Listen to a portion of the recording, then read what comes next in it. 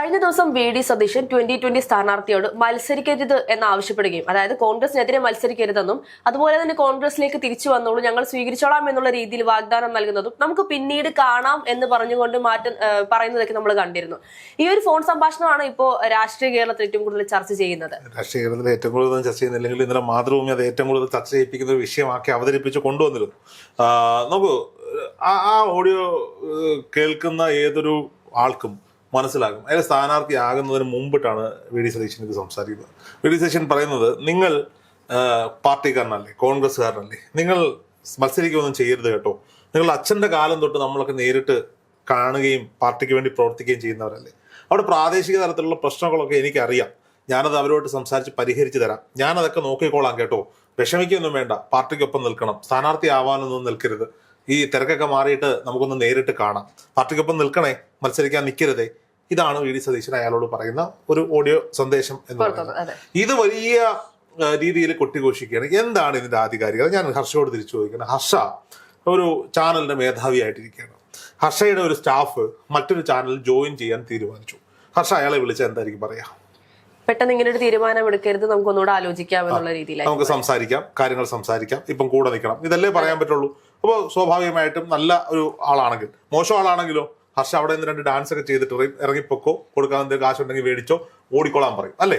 അപ്പൊ സ്വാഭാവികമായിട്ടും രാഷ്ട്രീയമാണ്. രാഷ്ട്രീയത്തിൽ നോക്കൂ, ഒരു വാർഡ്, ഒരു പഞ്ചായത്തിൽ ഒരു വാർഡ് എടുക്കും, 1000-1200 വോട്ടുകളുള്ള ഒരു വാർഡിലാണെങ്കിൽ അവിടെ കോൺഗ്രസിന്റെ ആയാലും CPM-ന്റെ ആയാലും BJP-യുടെ ആയാലും മത്സരിക്കണമെന്ന് ആഗ്രഹിക്കുന്ന ചിലപ്പോൾ 50-60 പേരുണ്ടാവും. അതിൽ മത്സരിക്കാൻ യോഗ്യതയുള്ള 10 പേരുണ്ടാവും. അതിൽ ഏറ്റവും ബെറ്ററായി അവിടെ വിജയ സാധ്യതകൾ കണക്കിലെടുത്തിട്ടാണ് ഒരാൾക്ക് സീറ്റ് കൊടുക്കുക. അപ്പോൾ സ്വാഭാവികമായിട്ടും ബാക്കി 10 പേരും മറ്റു പാർട്ടികളിലും സ്വതന്ത്രരായിട്ടും മത്സരിക്കാൻ നിന്നാൽ അവിടെ ഉണ്ടാകുന്ന സാഹചര്യങ്ങൾ വളരെ ദോഷമാണ്.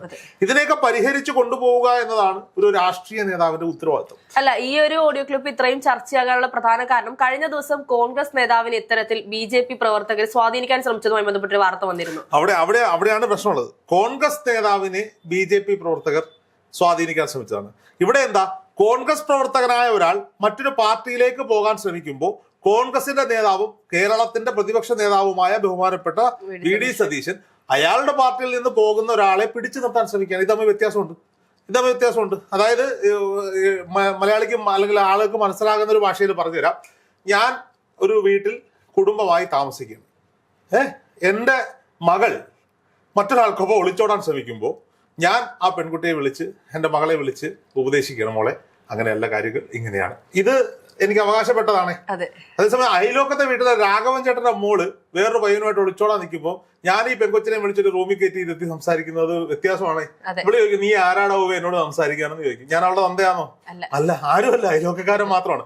ഇതാണ് ഈ 2 കേസുകളും തമ്മിലുള്ള വ്യത്യാസം എന്ന് പറയുന്നത്. അപ്പോ വി.ഡി. സതീശൻ ഈ ഓഡിയോ പുറത്തു വരുമ്പോൾ സത്യം പറഞ്ഞു കഴിഞ്ഞാൽ ഇതൊരു വലിയ ഇനിഷ്യേറ്റീവ് അല്ലേ. അയാളുടെ രാഷ്ട്രീയ കേരളത്തിലെ തിരക്കുകൾക്കിടയിൽ ഒരു ചെറിയ പഞ്ചായത്തിലെ ഒരു ചെറിയ പ്രശ്നം പോലും പരിഹരിക്കാൻ അയാൾ നേരിട്ട് ഇറങ്ങുന്നു എന്ന് പറയുന്നത് വാഴ്ത്തിപ്പാടേണ്ട, പുകഴ്ത്തേണ്ട ഒരു കാര്യമാണ്.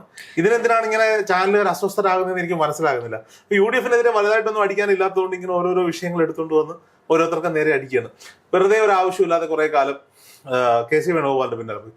അയാൾ എന്ത് ചെയ്തിട്ട് എനിക്ക് അറിയാൻ വേണ്ടി ചോദിക്കണം. അയാൾ എന്ത് പറഞ്ഞാലും മിണ്ടിയാലും ഒക്കെ അയാൾക്കെതിരെ കുറെ വാർത്ത കൊടുക്കുക. വി.ഡി. സതീശൻ അവരുടെ പാർട്ടികളിൽ പ്രശ്നം തീർക്കാൻ ഫോൺ ചെയ്താൽ അതെടുത്ത് വാർത്ത കൊടുക്കുക.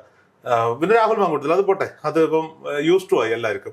എല്ലാ ദിവസവും രാഹുൽ മാങ്കൂട്ടത്തിൽ ഇല്ലാതെ ഒരു വാർത്തയും ഇല്ലാത്ത ഒരു അവസ്ഥയിലേക്ക് പോയി. ശശി തരൂർ ഒന്ന് വഴിയിലൂടെ ഇങ്ങനെ നടന്നു പോകുന്ന സമയത്ത് ജന്മഭൂമി പത്രം ഒന്ന് എടുത്തു നോക്കിയാൽ അതിന്റെ ഒരു ഫോട്ടോ എടുത്തിട്ട് ശശി തരൂർ BJP-യിലേക്കോ എന്ന് ക്യാപ്ഷൻ കൊടുക്കുന്ന ഒരു സാഹചര്യമുണ്ട്. രമേശ് ചെന്നിത്തലയും വി.ഡി. സതീശനും നേരിട്ട് കാണുമ്പോൾ ചിലപ്പോൾ ഫോണിലായതുകൊണ്ട് കാണാൻ പറ്റില്ല, ഇവർ ഭിന്നിപ്പിലേക്ക്, അടിനാശം, വെള്ളപ്പൊക്കം എന്ന് പറഞ്ഞ് വാർത്ത കൊടുക്കുന്ന സാഹചര്യം. അങ്ങനെ ചെറിയ ചെറിയ കുഞ്ഞു കുഞ്ഞു കാര്യങ്ങൾക്ക് പോലും വാർത്ത കൊടുക്കുന്ന ഒരു സാഹചര്യത്തിലേക്ക് ഇവിടുത്തെ മാധ്യമങ്ങൾ പോവുകയാണ്. ഇവര് തിരിഞ്ഞു നോക്കി ഇടതുപക്ഷത്തും BJP-യിലും എന്തൊക്കെ പ്രശ്നങ്ങളുണ്ട് നോക്കൂ. കഴിഞ്ഞ ദിവസം BJP നേതാവ് സുരേഷിന്റെ ഒരു വാർത്താ സമ്മേളനം കാണുമായിരുന്നു. അതിനകത്ത് അദ്ദേഹം പറയുന്നത് എന്താ, കേരളത്തിലെ ഏറ്റവും കൂടുതൽ വാർഡുകളിൽ, ഡിവിഷനുകളിൽ താമര ചിഹ്നത്തിൽ മത്സരിക്കുന്നത് BJP-ആണ്. അദ്ദേഹം വളരെ അഭിമാനത്തോടു കൂടി പറയാണ്. ഞാൻ തിരിച്ചൊന്ന് ചോദിക്കട്ടെ, കോൺഗ്രസും CPM-ഉം ഇവിടെയെങ്കിലും ഇല്ലാഞ്ഞിട്ടല്ല, അവർക്കൊപ്പം അവരുടെ മുന്നണിയിൽ ഘടകകക്ഷികൾ ഉള്ളത് കൊണ്ട് ഘടകകക്ഷികൾക്ക് സീറ്റ് കൊടുക്കേണ്ടതുകൊണ്ടാണ്. NDA-ക്കൊപ്പം അവരും BDJS-ഉം മാത്രമേ ഉള്ളൂ. ആ BDJS തന്നെ എന്താണ് അവസ്ഥ എന്നുള്ളത് എല്ലാവർക്കും അറിയാം. അതിനെ അഭിമാനത്തോടെ പറയാണ്. ഇവർക്കൊപ്പം അല്ല പിന്നെ ഇന്ത്യയിൽ വേറെ പാർട്ടികളൊക്കെ ഉണ്ട് കേട്ടോ. പേര് പെട്ടെന്ന് നാവി വരുന്ന 2 ഉള്ളൂ. സീറ്റ് കൊടുക്കേണ്ടെന്ന് ഇവർക്ക് മാത്രമേ ഉള്ളൂ. അപ്പോൾ ബാക്കിയുള്ളവരൊക്കെ മുന്നണി സംവിധാനത്തിൽ എത്രയോ പാർട്ടികളെ കൂടെ ചേർത്തുകൊണ്ടാണ് സീറ്റ് കൊടുത്ത് മുന്നോട്ട് പോയിക്കൊണ്ടിരിക്കുന്നത്. അപ്പോൾ സ്വാഭാവികമായിട്ടും ഇതിനൊക്കെ വലിയ അഭിമാനത്തോടെ പറയുന്നത് കേട്ടിരിക്കുകയാണ് മാധ്യമ പ്രവർത്തകർ. അല്ല, ഇങ്ങനെയാണ് ഇപ്പോ ഇത്രയും താമരചിഹ്നത്തിൽ ഇത്രയും മത്സരിക്കുന്നു എന്ന് പറയുമ്പോൾ ഇന്ത്യയുടെ കഴിഞ്ഞ ദിവസം പുറത്തു വന്ന കണക്കുകൾ പ്രകാരം 4000-ന് മുകളിൽ സീറ്റുകളിൽ കാര്യമൊന്നുമില്ല. കാര്യം എന്ന് വെച്ച് കഴിഞ്ഞാല് ഇവര് മാത്രമാണല്ലോ പറയുന്നത് ഞങ്ങൾ അങ്ങ് വളർന്നു എന്ന് പറയുന്നത്. ഇപ്പോ 8,000 9,000 ഇടങ്ങളിൽ വരെ മത്സരിക്കാൻ ആളില്ലാത്ത പാർട്ടിയായിരുന്നു BJP. അതിൽ നിന്നൊക്കെ ഒരുപാട് മാറി. സുരേന്ദ്രന്റെ കാലത്തും മാറി. ഇതിൽ കൂടുതൽ ആളുകളെ സുരേന്ദ്രന്റെ കാലത്ത് മത്സരിപ്പിച്ചിരുന്നു. എന്നാൽ രാജീവ് ചന്ദ്രശേഖരന്റെ കാലത്ത് പിന്നെയും പല വാർഡുകളിലും ഞങ്ങളുടെയൊക്കെ നാട്ടിൽ കഴിഞ്ഞവണ്ണം മത്സരിച്ച പല വാർഡുകളിലും സ്ഥാനാർത്ഥികളില്ലാത്ത സാഹചര്യത്തിലേക്കൊക്കെ പോയി. ഫേസ്ബുക്കിൽ കമന്റ് ഇടാനും ഇൻസ്റ്റാഗ്രാമിൽ ജയ് വിളിക്കാനും ഏതൊരു മരപ്പൊട്ടനെ പറ്റും. പക്ഷെ ഒരു സ്ഥാനാർത്ഥിയായി 4 പേരെ മുന്നിലിറങ്ങി നിന്ന് സംസാരിക്കാനോ വോട്ട് ചോദിക്കാനൊക്കെ ഒരു മിനിമം ക്വാളിഫിക്കേഷൻ വേണമല്ലോ.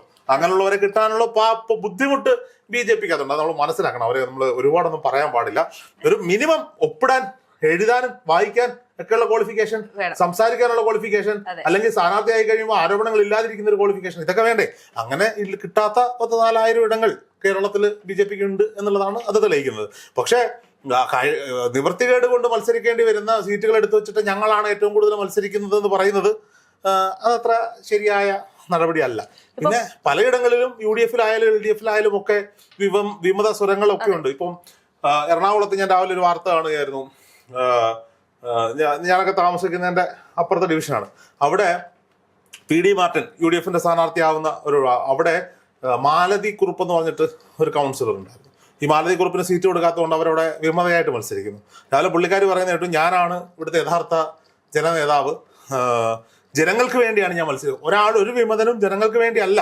ഇപ്പം ജഷീർ പള്ളിവേലിന്റെ ഒക്കെ കേസ് എടുത്തു കഴിഞ്ഞാൽ ഓക്കെ, അയാളുടെ പ്രതിഷേധം അറിയിച്ചതാണ്. അയാൾ ഉത്തരവാദപ്പെട്ട പാർട്ടി പ്രവർത്തകനെ പോലെ പ്രതിഷേധം അറിയിച്ചിട്ട് അയാളുടെ സ്ഥാനാർത്ഥിത്വം പിൻവലിച്ച് സ്ഥാനാർത്ഥിക്ക് വേണ്ടി അവിടെ പ്രചരണത്തിന് ഇറങ്ങുന്ന സാഹചര്യമുണ്ട്. പക്ഷെ ഈ മാലതി കുറുപ്പിനെ പോലെയുള്ളവരൊക്കെ എനിക്ക് ശേഷം പ്രളയം എന്ന് കരുതി ജീവിക്കുന്നതാണ്. ഒരു പാർട്ടി സംവിധാനം ആകുമ്പോൾ മാറിക്കൊടുക്കാനും വേണമെന്ന ഒരു മനസ്സ്, അതിനകത്ത് കൊണ്ടൊരു രാഷ്ട്രീയം.